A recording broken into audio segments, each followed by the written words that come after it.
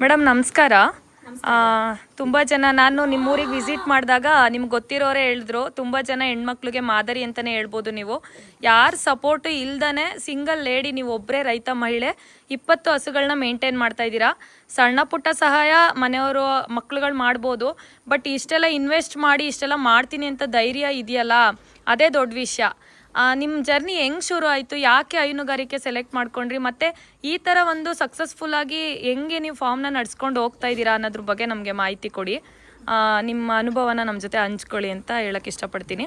ಎಲ್ರಿಗೂ ನಮಸ್ಕಾರ. ನನ್ನ ಹೆಸರು ನೇತ್ರ. ನಾನು ಇದನ್ನು ಸ್ಟಾರ್ಟ್ ಮಾಡಿ 9 ವರ್ಷ ಆಯಿತು.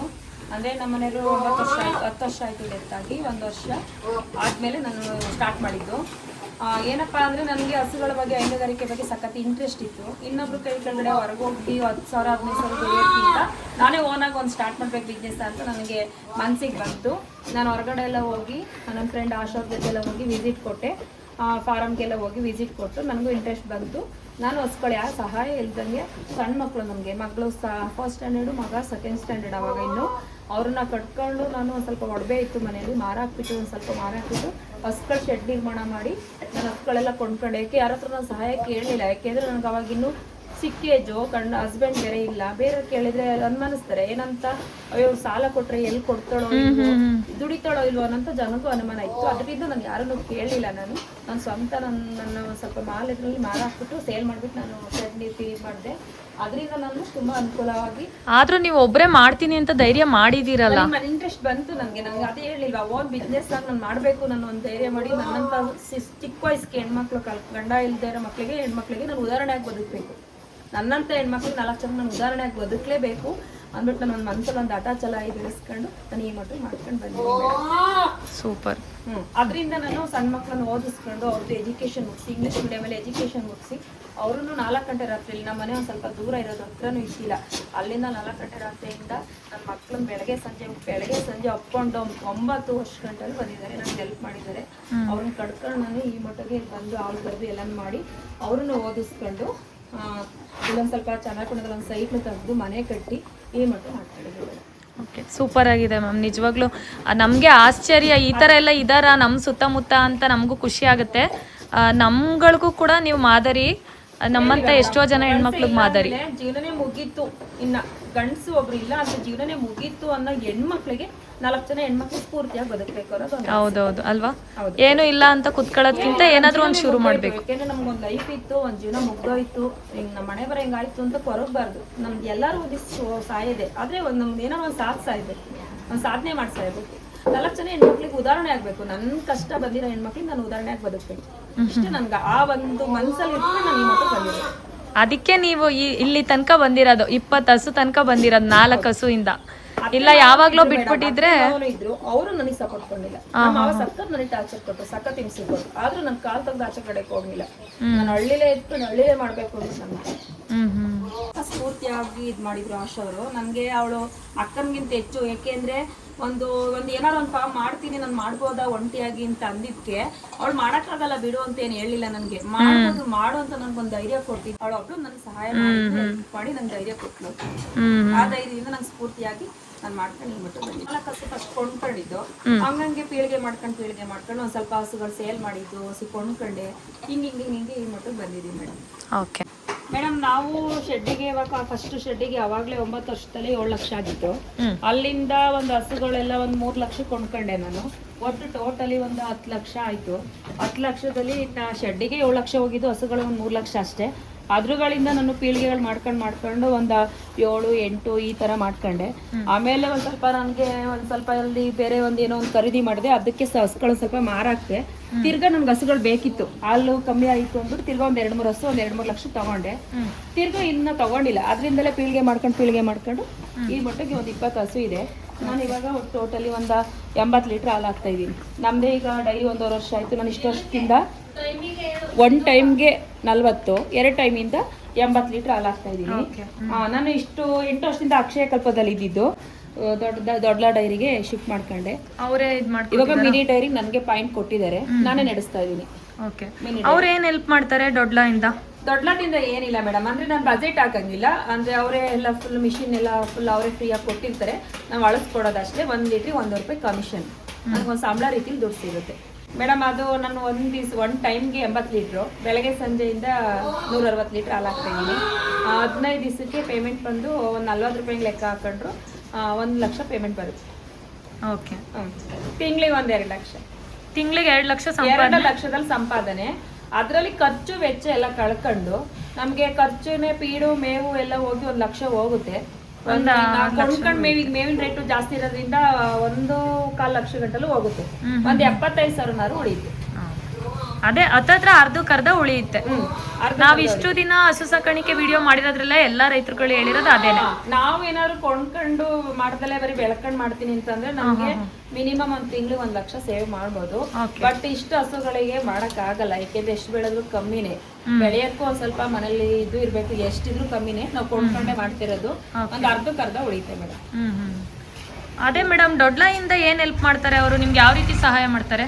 ದೊಡ್ಡದಿಂದ ಮೇಡಮ್ ಏನಿಲ್ಲ, ಮಾಮೂಲಿ ಹಾಲು ಅಳಿಸ್ಕೊತಾರೆ, ತಗೊಂಡೋಗ್ತಾರೆ. ನಮ್ಗೆ 1 ಲೀಟ್ರಿಗೆ 100 ರೂಪಾಯಿ ಕಮಿಷನ್ ಬರುತ್ತೆ ಅಷ್ಟೇ, ಅದರಿಂದ ಇನ್ನೇನಿಲ್ಲ ಮೇಡಮ್. ಈ ಸರ್ಕಾರಿ ಡೈರಿಗೆ ಹಾಕೋದಕ್ಕೂ ಅದಕ್ಕೂ ಏನ್ ವ್ಯತ್ಯಾಸ ಇದೆ? ತುಂಬಾ ವ್ಯತ್ಯಾಸ ಇದೆ. ಸರ್ಕಾರಿ ಡೈರಿದು ಬರೀ 34 ಬರುತ್ತೆ. ಇನ್ನು ಯಡಿಯೂರಪ್ಪಂದು ಅಂತ ಅದು ಬಂದಾಗ ಬಂತು, ಅದು ಆ ನೀರಲ್ಲೂ ಅದಾಲು ಮಿಕ್ಸ್ ಹಾಲು ಅಂತ ಕಳ್ಬಿಟ್ಟು ಹಾಕ್ತಾರೆ. ಅದೇನ್ ಫಿಕ್ಸ್ ಇಲ್ಲ, ಒಂದ್ ತಿಂಗಳಿಗೂ ಕರೆಕ್ಟ್ ಆಗಿ ಕೊಡಲ್ಲ. ಇದಾದ್ರೆ ನಮ್ಗೆ ಫಿಕ್ಸ್ ಆಗಿ 15% ಬರುತ್ತೆ, ನಮ್ಗೆ ವರ್ಕೌಟ್ ಆಗುತ್ತೆ, ಟರ್ನ್ ಓವರ್ ವ್ಯವಸ್ಥೆ ಈಸಿ ಆಗುತ್ತೆ. ಫಿಕ್ಸ್ ಆಗಿ 40 ರೂಪಾಯಿ ಬರುತ್ತೆ. ಮೇಡಮ್, ಅಲ್ಲಿ ಗ್ರಾಮ ಪಂಚಾಯತಿಯಿಂದ ಇದು ಮಾಡ್ಸಿರೋದು ಅಂತ ಹಾಕಿದಿರಲ್ಲ, ಇದಕ್ಕೆ ಏನಾದ್ರು ಕೊಟ್ಟಿಗೆ ನಿರ್ಮಾಣಕ್ಕೆ ಏನು ನಿಮ್ಗೆ ಸಬ್ಸಿಡಿ ಸಿಕ್ಕಿತ್ತು? ಬಂದೈತೆ ಮೇಡಮ್. ಮಾಡಿಸಿದ್ರಾ? ಮಾಡಿಸಿದ್ದೆ. 57,000 ಆಗಿತ್ತಾ? ಹೌದು. ಇನ್ವೆಸ್ಟ್ ಮಾಡ್ಬೇಕಾದ್ರೆ ಸ್ವಲ್ಪ ಹೆಲ್ಪ್ ಆಗಿದೆ ಸರ್ಕಾರದಿಂದ ಸಹಾಯಧನ. ಹೆಚ್ಚಾಪು ಇದು ಆಲ್ ಬ್ಲಾಕ್, ಇವು ಹೆಚ್ಚಾಪು, ಇವೆಲ್ಲ ಹೆಚ್ಚಾಪೆ. ಇದು ಹೆಚ್ಚಾಪು, ಇದು ಜರ್ಸಿ, ಇದು ಕ್ರಾಸ್ ಬೀಡು, ಇದು ಆಲ್ ಬ್ಲ್ಯಾಕು. ಇವೆಲ್ಲ ತಳಿಗಳು ಹೆಚ್ಚಾಪು, ಆಲ್ ಬ್ಲಾಕು, ಕ್ರಾಸು. ಇದೊಂದು ಜರ್ಮನ್ ಬ್ರೀಡ್, ಇದು ಜರ್ಸಿ ಕರು. ಹೈಯೆಸ್ಟ್ ಅಂದ್ರೆ ಯಾವುದು ನಿಮ್ಗೆ ಜಾಸ್ತಿ ಹಾಲು ಕೊಡೋದು? ಹೆಚ್ಚಾಪು, ಕ್ರಾಸ್ ಬೀರ್ಡು. ಅದನ್ನ ಫುಡ್ ಅಲ್ಲಿ ಏನಾದ್ರು ಏನು ವ್ಯತ್ಯಾಸ ಆಗುತ್ತಾ? ಏನಿಲ್ಲ ಮೇಡಮ್, ಫುಡ್ಡಲ್ಲಿ ಅಂದ್ರೆ ಸೈಲೇಜ್ ಮೇವ್ ಹಾಕ್ಬಿಟ್ಟು ಒಳ್ಳೆ ಪೀಡು ಇಲ್ಲ ನುಚ್ಚು ಎಲ್ಲ ಕೊಟ್ರೆ ಚೆನ್ನಾಗಿ ಇಂಪ್ರೂವ್ ಆಗುತ್ತೆ. ನಾವು ಹಾಕೋ ಇದ್ರ ಮೇಲೆ ಫುಡ್ ಮೇಲೆ ಹೋಗುತ್ತೆ. ಮಾಮೂಲಿ ಮೆಕ್ಕೆಜೋಳದ ಮೇವು, ಅದ್ರ ಜೊತೆಗೆ ಡ್ರೈ ಫುಡ್, ಪೀಡು, ಒಳ್ಳೆ ಪೀಡ್ ಹಾಕ್ತೀನಿ. ಅದ್ರ ಜೊತೆಗೆ ಮೆಕ್ಕೆಜೋಳದ ನುಚ್ಚು, ಕಡಲೆ ಹಿಂಡಿ, ಉಪ್ಪು, ಒಂದ್ ಸ್ವಲ್ಪ ಸೋಡಾ, ಅಷ್ಟು ಮೇಡಮ್. ಸಾಕಿಷ್ಟು ಮೇವು ಇರುತ್ತೆ. ಇಷ್ಟೇನಾ? ಯಾವ್ಯಾವ ಟೈಮಲ್ಲಿ ಕೊಡ್ತೀರಾ? ಬೆಳಗ್ಗೆ ಮತ್ತೆ ಸಂಜೆ 2 ಟೈಮ್. ಯಾವ್ಯಾವ ಟೈಮಲ್ಲಿ? ಬೆಳಗ್ಗೆ ಒಂದು 7 ಗಂಟೆಗೆ ಕೊಟ್ರೆ ಸಂಜೆ ಒಂದು 3 ಗಂಟೆ. ಎಷ್ಟು ಕೆಜಿ ಲೆಕ್ಕದಲ್ಲಿ ಆತರ ಏನಿಲ್ಲ, ಬಲ್ಕಲ್ಲಿ ಹಾಕದ? ಕೆಜಿ ಏನು ತೂಕ ಮಾಡಕ್ ಹೋಗಲ್ಲ. 40 ಕೆಜಿ. ಒಂದ್ ಹಸು ಎಷ್ಟು ಕೆಜಿ ಫುಟ್ಟಿ ಸೈಲೇಜ್? ಒಂದು ಹಸು ಮೇಲೆ ಡಿಪೆಂಡ್. ದಪ್ಪ ಹಸುಗಳಾದ್ರೆ ಒಂದು ಫುಡ್ ಆದ್ರೆ ಒಂದು 7-8 ಕೆಜಿ ಹಾಕ್ತೀನಿ.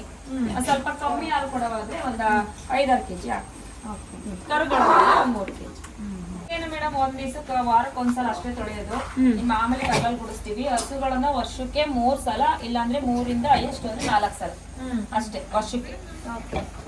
ಇನ್ಸೂರೆನ್ಸ್ ಎಲ್ಲ ಮಾಡ್ಸಿಲ್ವಾ ಮೇಡಮ್ ಇದಕ್ಕೆ? ಇಲ್ಲ ಮೇಡಮ್, ಪ್ರೈವೇಟ್ ಅಲ್ವಾ, ಗೌರ್ಮೆಂಟ್ ಕಮ್ಮಿ ಇದೆ, ಪ್ರೈವೇಟ್ ಜಾಸ್ತಿ ಇದೆ. ನಾನು ಯಾವ್ದಕ್ಕೂ ಸದ್ಯಕ್ಕೆ ಮಾಡಿಸಿಲ್ಲ, ಮಾಡಿಸ್ಬೇಕು. ಅಂದ್ರೆ ನೀಟಾಗಿ ತಪ್ಪೆಲ್ಲ ಬೆಳ್ಕೊಂಡು ಕ್ಲೀನಾಗಿ ಬರಲ್ಲ, ಕಸ ಎಲ್ಲ ಗುಡಿಸ್ಬಿಟ್ಟು ಕ್ಲೀನಾಗಿ ಇಟ್ಕೊಂಡ್ರೆ, ಫೀಲ್ಡ್ ಎಲ್ಲ ನೀಟಾಗಿದ್ರೆ ಯಾಕೆ ಕೆಚ್ಚಲು ಬಾವು ಬರಲ್ಲ, ಏನು ಬರಲ್ಲ ಮೇಡಮ್. ಇಷ್ಟ ದಿನದಲ್ಲಿ ಮೇಡಮ್, ಇಷ್ಟ ದಿನದಲ್ಲಿ ಕೆಚ್ಚಲು ಬಾವು ಬಂದಿಲ್ವಾ? ಬಂದಿದೆ. ಆದ್ರೂ ಬಂದಿದ್ರೆ ಟ್ಯೂಬ್ ಹೊಡ್ಕೊಂಡು ಇಲ್ಲ ಕೈ ಔಷಧಿ ಮಾಡ್ಕೊಂಡು. ಅದೇ ಕೈ ಔಷಧಿ ಯಾವ ತರ ಮಾಡ್ತೀರಾ? ಕೈ ಲೋಳ್ಸರ, ಅರಿಶಿನ, ಸುಣ್ಣ, ನಿಂಬೆ ರಸ ಎಲ್ಲ ಹಾಕ್ಬಿಟ್ಟು ಮಿಕ್ಸ್ ಮಾಡಿಬಿಟ್ಟು ಕೆತ್ತಲಿಗೆ ಹಾಕ್ತಿದ್ರೆ ಬೆಳಗ್ಗೆ ಎಷ್ಟು ಕಮ್ಮಿ ಆಗುತ್ತೆ. ಅದಕ್ಕೂ ಕಮ್ಮಿ ಆಗಲಿಲ್ಲ ಅಂದರೆ ಒಂದು ಸ್ವಲ್ಪ ಟ್ಯೂಬ್ ಹೊಡ್ಕೊತಿದ್ವಿ. ಈಗ ಒಂದೊಂದ್ಸಲ ಆ ಕೆತ್ತಲ ಬಾವು ನೀರಿ ತಿರ್ಕೊಂಡ್ರೆ ಡಾಕ್ಟ್ರ್ ಕರೆಸಿ ಇಂಜೆಕ್ಷನ್ ಹಾಕ್ಸ್ತೀವಿ. ಬಲ್ತಿರ್ಬೇಕು, ಬಲ್ತಿರ್ಬಾರ್ದು, ಎಳೆವು ಇರಬಾರ್ದು. ಮೀಡಿಯಮ್ ಆಗಿ ಹಾಕಿದ್ರು ಹಾಲು ಬರುತ್ತೆ ಚೆನ್ನಾಗಿ. ಇನ್ನು ಫುಡ್ಡಲ್ಲಿ ಬಂದು ಒಳ್ಳೆ ಈಗ ಕೆಲವರು ಸಾಸಿವೆ ಹಿಂಡಿ ಹಾಕ್ತಾರೆ, ನಾವು ಫೀಡ್ ಹಾಕ್ತೀವಿ. ಒಳ್ಳೆ ಫೀಡ್, ಹಾಲು ಇಳುವರಿ ಬರೋ ಫೀಡ್ ಹಾಕೊಂಡು ಮಾಡಿದ್ದು ನಾವು T1 8000 ಫೀಡ್ ಹಾಕ್ತೀವಿ. ಹಾಗಾಗಿ ಒಳ್ಳೆ ಚೆನ್ನಾಗಿ ಇಳುವರಿನೂ ಬರ್ತಿದೆ, ಹಾಲು ಬರ್ತಿದೆ. ಹಂಗೆ ಆಡ್ಕೊಂಡು ಮೇಂಟೈನ್ ಮಾಡಿದರೆ ಚೆನ್ನಾಗಿ ಬರುತ್ತೆ. ಮನುಷ್ಯರಿಗೆ ಆ ಥರ ಯಾವ್ಯಾವ ನಾನಾ ರೀತಿಲಿ ಕಾಯಿಲೆ ಬರುತ್ತೆ, ಆ ಥರ ಹಸುಗಳಿಗೂ ಬರುತ್ತೆ. ಗಂಟು ಕಾಯಿಲೆ ಬರುತ್ತೆ, ಗೆರಸ್ಲು ಕಾಯಿಲೆ ಬರುತ್ತೆ, ಜ್ವರ ಬರುತ್ತೆ, ಬೇರೆ ಈಗ ಎಲ್ಲ ಈಗ ಬೇರೆ ಥರ ಇನ್ನೊಂದು ಥರ ಜ್ವರ ಬರ್ತಿದೆ, ಎಲ್ಲ ಬರುತ್ತೆ. ಆದರೆ ನಾವು ನೋಡ್ಕೊಂಡು ಟೈಮ್ ಸರಿಯಾಗಿ ಡಾಕ್ಟ್ರ್ ಕರೆಸಿ ಇಂಜೆಕ್ಷನ್ ಮಾಡಿಸ್ಬೇಕು. ಗಂಟು ಕಾಯಿಲೆ ಇಂಜೆಕ್ಷನ್ ಬರ್ತಾ ಇರುತ್ತೆ, ಅದನ್ನ ಮೆಡಿಸಿನ್ ಕೊಡಿಸ್ಬೇಕು. ಗೆರಸ್ಲು ಮೆಡಿಸಿನ್ ಹಾಕ್ಸ್ತಾ ಇರಬೇಕು. ಅದು ಗೌರ್ಮೆಂಟಿಂದ ಬಿಡ್ತಾ ಇರ್ತಾರೆ ಸ್ಕೀಮು, ನೋಡ್ಕೊಂಡು ಮಾಡಿಸ್ತಾ ಇರಬೇಕು. ಹುಳಿಗೆ ಮಾತ್ರೆ ಹಾಕಬೇಕು, ಅವಕ್ಕೂ ಮಾಡ್ತಾ ಇರಬೇಕು. ಅದೇ ಇವಾಗ ಉಣ್ಣಿ ಜ್ವರ ಅಂತ ಬರುತ್ತೆ, ಜ್ವರ ಜಾಸ್ತಿ ಆದರೆ ಉಣ್ಣಿ ಜ್ವರ ಅಂತ, ಅವಾಗ ಟೆಸ್ಟ್ ಮಾಡಿಸ್ಬಿಟ್ಟು ಅದಕ್ಕೂ ಇಂಜೆಕ್ಷನ್ ಐತೆ. ಮಕ್ಕಳು ನನಗೂ ಆಪ್ರೇಷನ್ ಆಗಿದ್ದು, ಸೀಸರಿನ್ ವೀಟು, ಅದು ಹಸ್ಗಳೇನು ಮಾಡ್ತೀಯ, ವೀಟು ನಿಮಗೆ ಆಪ್ರೇಷನ್ ಆಗಿದೆ, ಸರ್ಜರಿ ಆಗಿದೆ, ವೀಟು ಜಾಸ್ತಿ ನಿಮಗೆ ಮಾಡಬೇಡ ಅಂತೆಲ್ಲ ಹೇಳಿದ್ರು. ನನಗೆ ಏನು ಪ್ರಾಬ್ಲಮ್ ಇಲ್ಲ ಮೇಡಮ್. ಅದ್ರ ಜೊತೆ ನಾವು ತಿನ್ನೋ ಫುಡ್ಗಳು ನಾವು ತಪ್ಪಿಂದ ಒಳ್ಳೆ ಪೌಷ್ಟಿಕಾಂಶ ಫುಡ್ ತಿನ್ಕೊಂಡು ನಾವು ಹಸುಗಳ ಕೆಲಸ ಮಾಡ್ಕೊಂಡಿದ್ವಿ, ಈಟು ಬರಲ್ಲ, ಏನು ಬರಲ್ಲ. ಅವೆಲ್ಲ ಸುಳ್ಳು ಮೇಡಮ್. ಹೌದಾ?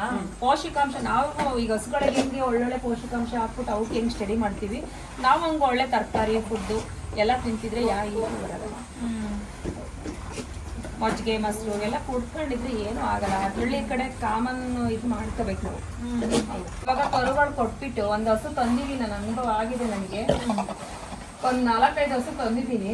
ಅವೆಲ್ಲ ತಂದಿರೋವು ನಾನು ಮನೇಲಿ ಸಾಕಿ ಕರುಗಳು ಸಾಕಿ ಬೆಳೆಸಿರೋಷ್ಟು ಉತ್ತಮವಾಗಿ ಹಾಲು ಅದು ಉತ್ಪನ್ನ ಕಮ್ಮಿ. ಎಲ್ಲ ಸುಳ್ಳು ಹೇಳ್ತಾರೆ. ಅಂದರೆ ಏಜ್ ಆಗಿರೋ ಹಸುಗಳಿಗೆ ದುಡ್ಡು ಜಾಸ್ತಿ ಇಸ್ಕೊತಾರೆ, ಇಲ್ಲ ಅಂದರೆ ಹಾಲು ಕಮ್ಮಿ ಇರುತ್ತೆ. ಅವರು ಕರೆಕ್ಟಾಗಿ 7 ತಿಂಗಳಿಗೆ ಹಾಲು ನಿನ್ಸಿ ಕೊಟ್ಟಿರಲ್ಲ. 8.5 ತಿಂಗಳಿಗೆ ಹಾಲು ಕರೆದ್ಬಿಟ್ಟು 9 ತಿಂಗಳಿಗೆ ಹಾಲು ಹಸು ಗಬ್ಬ ಅಂದ್ಬಿಟ್ಟು ಕೊಟ್ಟಿರ್ತಾರೆ. ಅದು ಆ ವರ್ಷ ಎಲ್ಲ ಹಾಲು ಬರಲ್ಲ. ಈ ಥರ ಮೋಸ ಏಟ್ಗಳು ಆಗುತ್ತೆ ನಮಗೆ. ನಾವು ಅದರಿಂದ ನಾವು ಮನೇಲಿ ಸಾಕಿ ತಳಿಗಳು ಮಾಡ್ಕೊಂಡು ನಾವು ಹಾಲು ಕರೆಯೋದು ತುಂಬ ಒಳ್ಳೆಯದು. ಕೊಂಡ್ಕೊಂಡು ಮಾಡ್ತೀನಿ ಅಂತ ಅಂದರೆ ಅದರಲ್ಲಿ ಬರೀ ಮೋಸನೂ ಇರುತ್ತೆ, ಒಳ್ಳೇದಿರುತ್ತೆ, ಕೆಟ್ಟದ್ದು ಇರುತ್ತೆ. ಮೇಡಮ್ ಇದು ಗೊಬ್ಬರ ಹಸ್ಗಳದು, ಇದು ಬಂದು ವರ್ಷಕ್ಕೆ 2 ಸಲ ಕೊಡ್ತೀವಿ. ಒಂದು ವರ್ಷಕ್ಕೆ ಅಂದರೆ ಕಮ್ಮಿ ಅಂದ್ರೆ ಒಂದು 25 ಲೋಡ್ ಆಗುತ್ತೆ. ಲೋಡಿಗೆ ಒಂದು 3,000 ಅನ್ನಂಗೆ. ಅದರಲ್ಲೂ ದುಡ್ಡು ಆಗುತ್ತೆ. ಇದು ಏನಕ್ಕೆ ಇಲ್ಲಿ ಫ್ರೀಯಾಗಿ ಬಿಡಕ್ಕಾ? ಓಕೆ. ಅಂದರೆ ಇದು ಒಂದು ಸ್ವಲ್ಪ ಇವಾಗ ಮಾಡಿಸಿದ್ದು. ಅಳತೆ ಎಷ್ಟಿದೆ ಮೇಡಮ್ ಇದು? ಇದು ಮೇಡಮ್ 52. ಹಾಂ, 52, 60.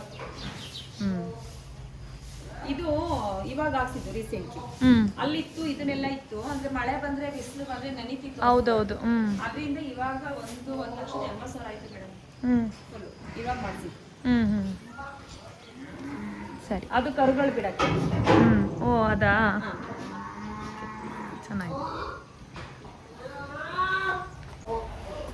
ಮೇಡಮ್. ಇದು ತಂದಿದ್ದ ಹಸು ಕೊಡ್ಡೆ, ಅಂದ್ರೆ ಇದು 1,10,000. ಇದು ಒಂದು 12 ಲೀಟ್ರ್ ಹಾಲು ಬರ್ತಾ ಇದೆ. ಓಕೆ. ಹೆಚ್ಚಪ್ಪು ಹಸು, ಪರವಾಗಿಲ್ಲ, ಒಳ್ಳೆ ಹಸು. ಚೆನ್ನಾಗಿದೆ. ಇದು ಬೇರೆ ಯಾರೋ ತೀರಾ ಲಾಸ್ ಮಾಡಾಕ್ಬಿಟ್ಟಿದ್ರು. ನನಗೆ ಕಮ್ಮಿ ತಗೊಂಡೆ ನಾನು. ಅದು ಉಳ್ಕೊಳ್ಳೋದೇ ಇಲ್ಲ ನಮ್ಮ ಒಟ್ಟಿಗೋರು ತೀರಾ ಸಾಬ್ರು ಲೆಕ್ಕಾಚಾರ ಕೊಡಕ್ಕೆ ನೋಡಿದ್ರು. ನಾನು ತಂದ್ಬಿಟ್ಟು ನಾನು ಸಾಕ್ತೆ ಇದನ್ನ. ಇದು ಹಸು ಗಬ್ಬಾಗಿದೆ, ಹಸುನು ಚೆನ್ನಾಗಿದೆ, ಡೆವಲಪ್ ಮಾಡಿದ್ದೀನಿ. ಇದು ಒಳ್ಳೆ ಹಾಲು ಬರುತ್ತೆ. ಇದು ಹಾಲು ಕಮ್ಮಿ ಇದೆ ಸ್ವಲ್ಪ, ಹಾಲು ಬ್ಲಾಕು. ಇದು ನಾವು ಸ್ವಲ್ಪ ಸೇಲ್ ಮಾಡೋಣ ಅಂತ ಅಂದ್ಕೊಂಡಿದ್ದೀನಿ. ಓಕೆ. ಇದು ಹಸು ಚೆನ್ನಾಗಿದೆ, ಇವೆಲ್ಲ ಹಸು ಇದು ಚೆನ್ನಾಗಿದೆ. ಇದು ಒಂದು 12-13 ಲೀಟ್ರ್ ಹಾಲು ಕೊಡೋ ಹಸು.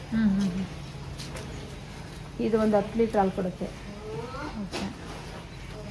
ಇದು ಒಂದು 15 ಲೀಟ್ರ್ ಹಾಲು ಕೊಡುತ್ತೆ. ಒಂದು ಸ್ವಲ್ಪ ಏಜ್ ಆಗಿದೆ, ಇದು ಸೇಲ್ ಮಾಡ್ತೀನಿ ಒಂದು ನೆಕ್ಸ್ಟ್ ಪ್ರೆಗ್ನೆನ್ಸಿ.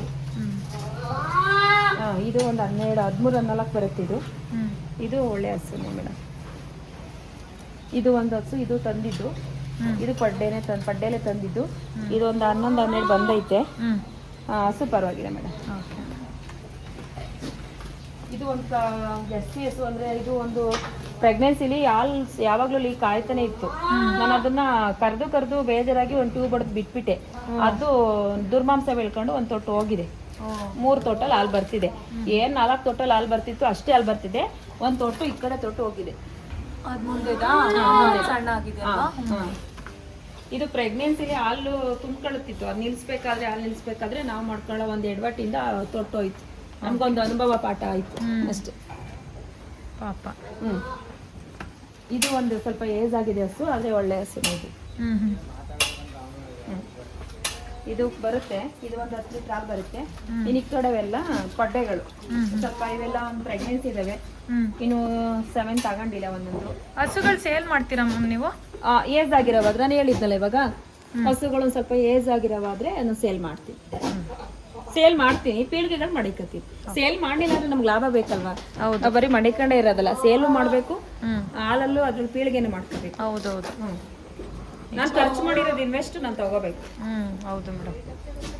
ಇದೇ ಲಕ್ಷ್ಮಿಗಳಿದ್ದಂಗೆ ಕೊಡ್ಡೆಗಳು ಇವುಗಳಿಂದಲೇ ನನಗೆ ಪೀಳಿಗೆ. ನನಗೆ ಇದರಿಂದಲೇ ಬದುಕಿರೋದು ಮೇಡಮ್. ನನಗಿರೋದು ಇಲ್ಲಿ 13 ಕುಂಟೆ ಜಾಗ ಅಂದರೆ, ಬಟ್ ನಮಗೆ ಜಾಸ್ತಿ ಇದೆ ಜಮೀನು. ಅಂದರೆ ಅದು ನಮ್ಮ ಮಾವ ಏನು ಕೊಟ್ಟಿಲ್ಲ ನಮಗೇನು. ನನಗೆ 13 ಕುಂಟೆಲಿ ಕೊಟ್ಟಿದ್ರು. 13 ಕುಂಟೆಲೇ ನಾನು ಮಕ್ಕಳನ್ನ ಸಾಕೊಂಡು ಹೇಳಿದ್ದಲ್ಲ, ನನ್ನ ಮೊದಲೇ ಪ್ರಾಪರ್ಟಿ ಒಂದು ಸ್ವಲ್ಪ ತೆಗೆದು ಮನೆ ಕಟ್ಕೊಂಡು ಮಕ್ಕಳನ್ನ ಓದಿಸ್ಕೊಂಡು ನಾನು ಇದರಲ್ಲೇ ಚೆನ್ನಾಗಿ ಬದುಕ್ತಾ ಇದ್ದೀನಿ. ನನಗೆ ಸೂಪರ್ ಬಿಸ್ನೆಸ್ ಆಗೋದಿದ್ದು ತುಂಬ ಇಷ್ಟಪಟ್ಟು ಕಷ್ಟಪಟ್ಟು ಮಾಡ್ತೀನಿ ನಾನು ಇದನ್ನು. ನಮ್ಗೆ ಇಷ್ಟೇ, ಇದರಲ್ಲಿ ಟ್ರಿಕ್ಸ್ ಏನಿಲ್ಲ. ನನಗೆ ಇಷ್ಟಪಟ್ಟು ಕಷ್ಟಪಟ್ಟು ಮಾಡಬೇಕಷ್ಟೇ.